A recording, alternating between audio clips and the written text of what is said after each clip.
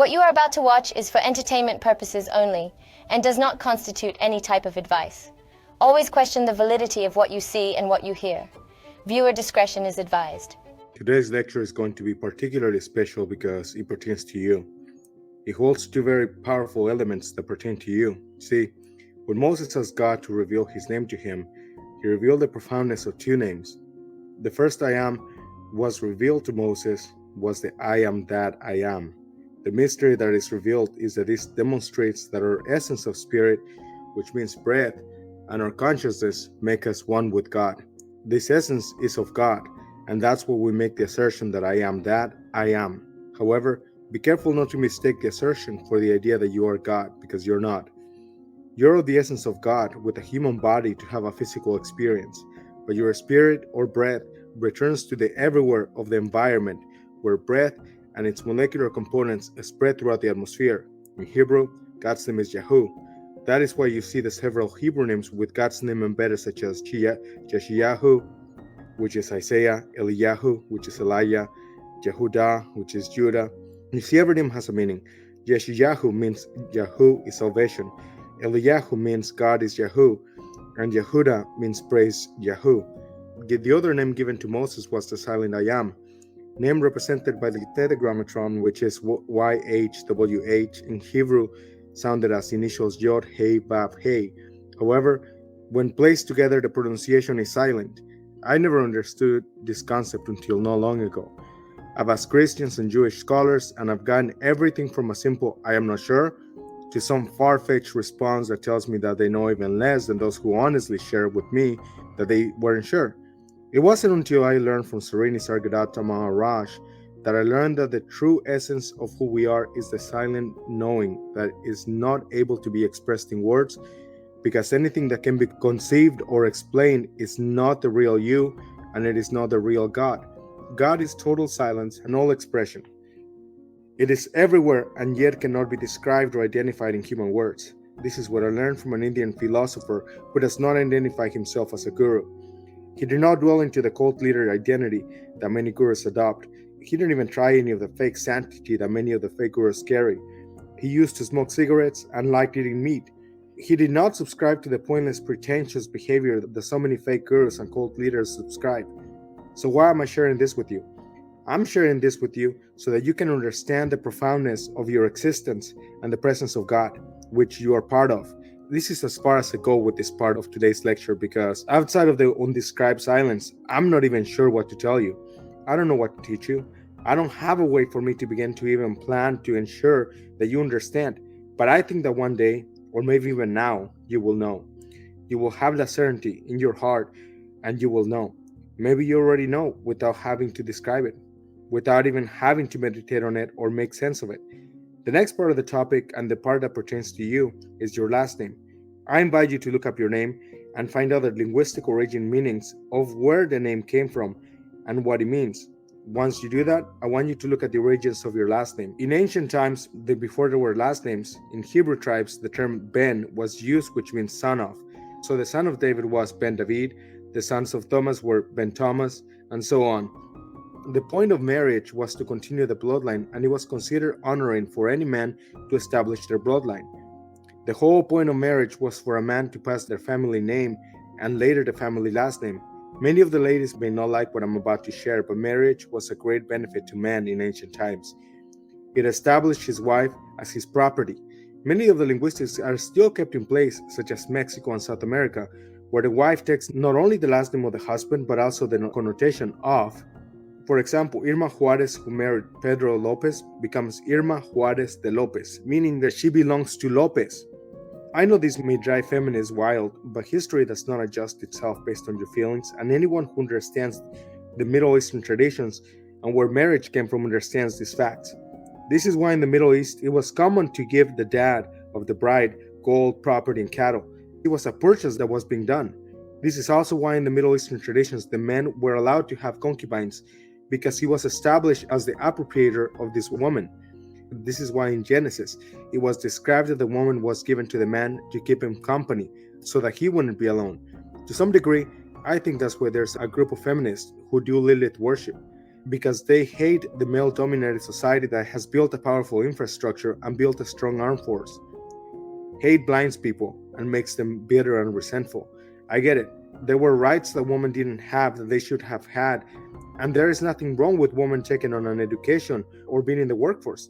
I think that every human being has the right to forge their own destiny without anyone being disruptive of it. I think when it comes to opportunities of success and furthering education, gender needs no emphasis. As much as the world welcomes women to work in construction, high-level architecture, medicine, armed forces, police force, petroleum engineering, and heavy and dangerous jobs, we all know that the numbers don't lie. We know who's in the majority of the labor force in those fields, and the outcome is fine because everyone has the right to choose whatever field they want to work in. However, the most deplorable thing that we can see is feminism lie to young ladies and tell them to put off relationships and forming a family, to dedicate themselves to their studies, and then not settle for just any man. They don't take into account the points of failure that will lead to delusion. One is that although women are reaching an ultimate level of success in the workforce, which I think that they rightfully deserve, because any human who studies and works hard deserves those accomplishments, but they will have a hard time finding a significant other. The two main reasons are that usually men who are the caliber that they desire, they are already married, and those who are not, usually they rather pair with a woman who's of a younger age and can have children without complications. Another issue we see is that these men, like agreeable gentlewomen, women who have been indoctrinated into feminism usually are very masculine, disagreeable, resentful against men, and very disrespectful, traits that a respectable, successful man does not value. After studying what marriage really is and then seeing it as a legal contract that it really is, I agree with feminism that marriage should be postponed, but I hope to postpone it indefinitely. I know many other men and women who concur with my analysis. It is mostly men, but I've also met some ladies who have boycotted marriage entirely as well.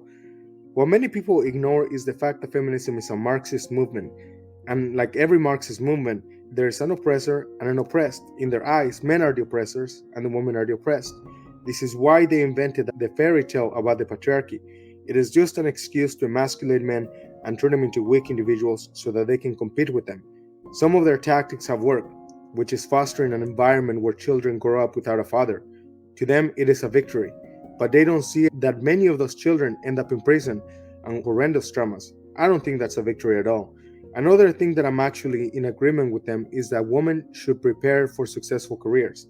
With the world of remote work online, remote self-employment, and opportunities to transition services to online, I think that it is a very powerful and positive solution to help the family structure. If mom and dad move into the informational space and both work from home, earning a substantial salary, they can help the family advance, being at home with the children more and be able to raise the family together. We must be mindful that this approach won't work for everyone, and the labor force still needs construction workers, electricians, delivery professionals, hospital staff, and other jobs that still have to be done in person. However, many of those jobs will be done by robots in the future. However, for now, parents can enjoy remote and hybrid work so they can have a family early on without having to wait. The reality is that marriage is an option that is up to the person, and the church or communities have no say on what's not their business. Where I do disagree on feminism is the level of competitiveness that they want to approach relationships. Intelligent, well-educated men don't want a woman who wants to compete with them. They want a partner who's willing to listen and allow him to be the head of the home. Feminism get hung up on the idea that they want to be the head of the home and be proud of all the bitterness that they have against men.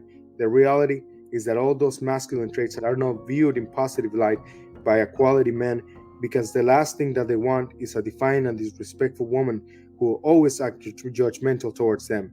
Everyone has the right to be wherever they want. So I'm not trying to tell anyone who they should be, but I'm telling them what the outcome of that behavior will be. They fail to realize that men and women are not equal. To start off, we have different sexual organs. Then if you really analyze things, we tend to think very differently, since our neural pathways take very different routes. Even when we arrive to the same conclusion, our bodies are usually larger than our female siblings, and we tend to look different unless the man cross-dresses, which is not all that common. I know that people take things way too personal and therefore react with anger. I will tell you why that is. It is because it is a lust for power. They know how things are, but they wish so bad that things were different, so they must approach the facts with hate.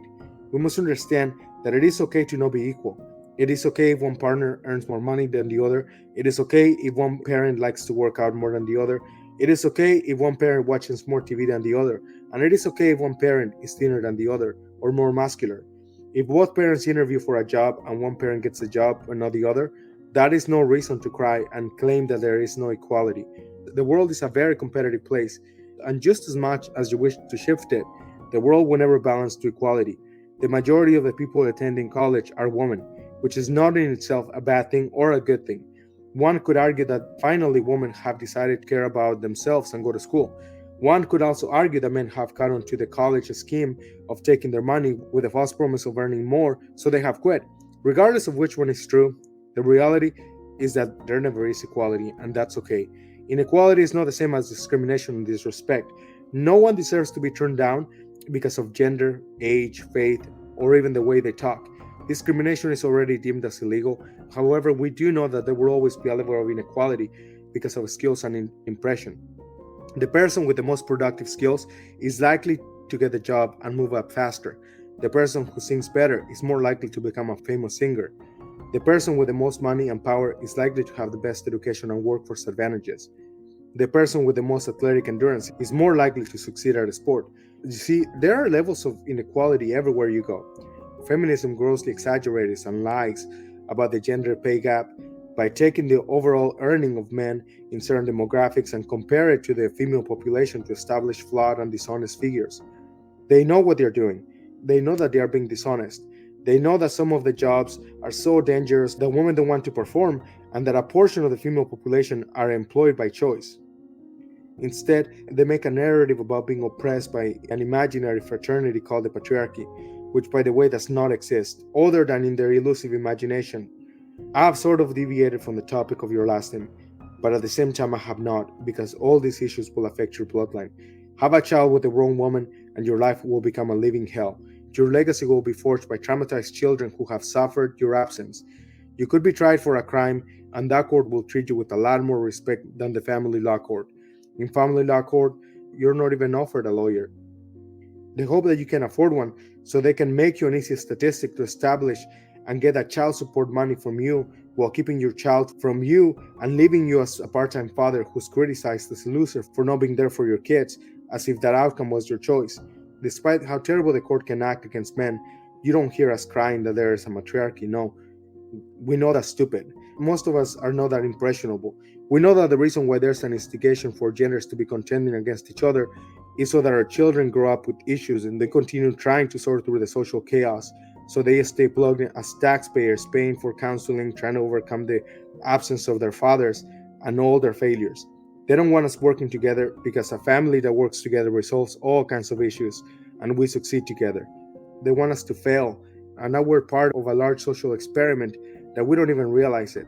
This is not the bloodline that any good man or woman would want to establish.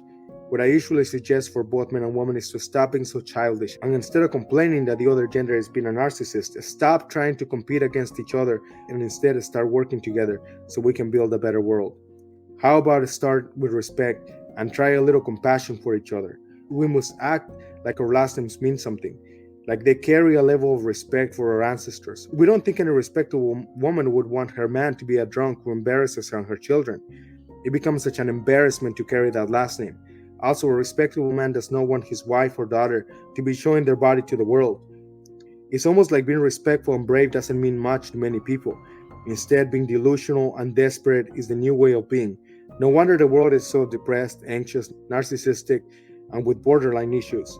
This level of craziness comes from the incongruence and dishonesty of becoming a poser whose word and honor mean less than excrement.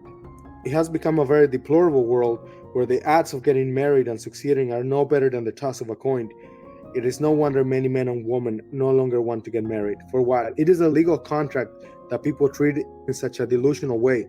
It's like checking your life savings of 20 years and gambling them at the casino. That is probably a better choice than getting married. Sometimes you even need to stop going to church because the churches keep bugging you. Stop living in sin and get married. But when you get divorced, all they do is tell you that they will pray for you, and then they change the subject. If that's what you're getting from churches, then stop going. When these places see what the norm is, they will either shut up or they will shut down. Let's see who gets tired first. Not all is lost though. Our training in Freedom 320 is here to dispel all the lies and guide you into identifying opportunities of personal and financial freedom. For those who love science, we also have Functional Achievement Facilitation, which focuses on behavioral science in order to increase the odds in your favor and the habits that you build around consciousness and awareness. For those who enjoy a spiritual path, we have the Spiritual Reconciliation Professional Program and the Tarot Reading Course levels 1 through 3. This series can help you become a strong spiritual counselor. We also have 3 books that can help you uncover other topics in more depth than the courses, such as Emotions and How They Function as Intuitions, How to Rechannel Hate and Violence into Art and Creativity, and The Forum of the Supernatural, which is a compilation of interesting forum stories. We also have a free short book that covers the important topics that every human being should at least wonder about. Life is a risk, and that's a fact. But just because it is a risk, it doesn't mean that you must go in blindly and see how things turn out. Although we cannot make any promises or guarantee anything because it is up to everyone to decide if they even believe what we say, we can tell you that sometimes you get the best outcome from things that hold no promises.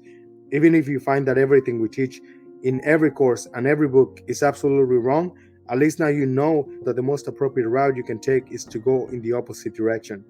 Even if that was the case, now you have built a strategy that tells you exactly what you must not do and what direction not go. We don't even bother trying to tell you how you should think. We think that you should read and think for yourself. We say many things that are very exaggerated and some may even be bothersome, but the idea is to get you to think. Learn that no one can force you to feel in any way, and for you to snap out of that delusion and become unoffendable. I hope this was informative. May God be with you.